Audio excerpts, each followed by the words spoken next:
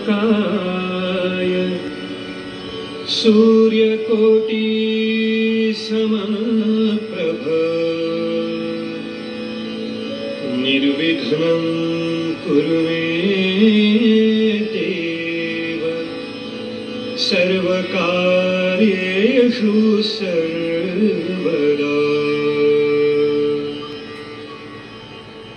सरस्वती, सरस्वती तुझ्या ध्यानात आहे ना? तू इथे कुठे विभूती टाकलीस? त्या दिवसापासून मी इथे पाऊलही टाकलेले नाही, त्यामुळे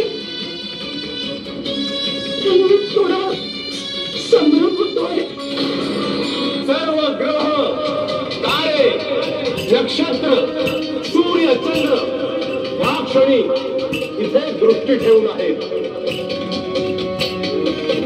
श्री दत्त महाराज यांचेही या भूमीकडे लक्ष लागून राहिले आहे।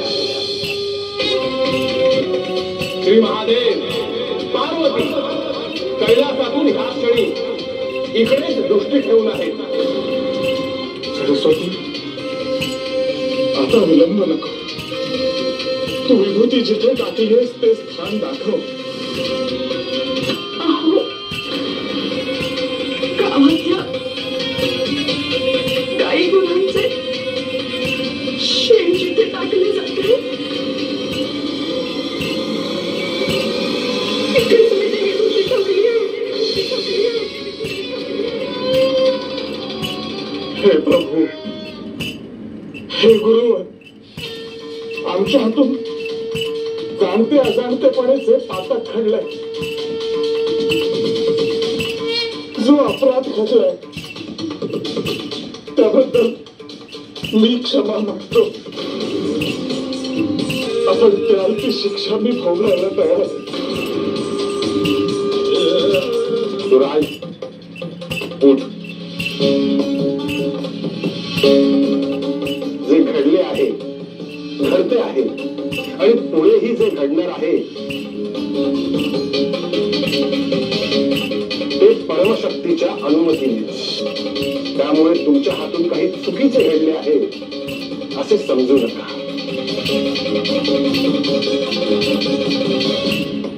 या क्षणानंतर कोणीही आपले स्थान सोडू नये।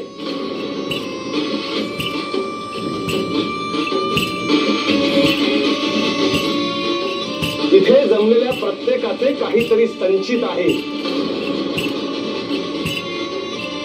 ज्यामुळे जे घडणार आहे ते दृष्टीस पडेल। हे श्री महादेव, हे श्री महादेव, हे श्री महादेव, हे श्री दत्त महाराज, हे श्री दत्त महाराज, हे श्री दत्त महाराज। ज्या नाथ परंपरेचा पाया तुम्ही निर्माण केला त्या नाथ परंपरेला पुढे घेऊन जाण्यासाठी आज मी एक पाऊल उचलतो आहे।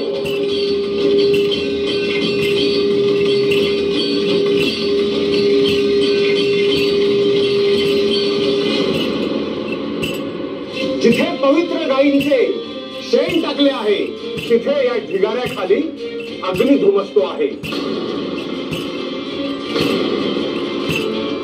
या गोरक्षेतून मी या पृथ्वीवरच्या तेजस्वी आणि दिव्य पुत्राला या सृष्टीत अवतरण्याचे आमंत्रण देत आहे। या गोरक्षेतून जो अवतरणार त्याचे नाव मी गोरक्ष गोरक्ष गोरक्ष गोरक्ष असे ठेवतो आहे।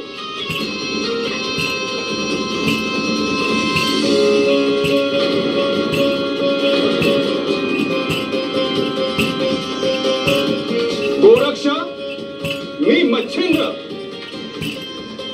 तुला या धरित्रीवर पहिले पाऊल ठेवण्यासाठी आमंत्रित करीत आहे।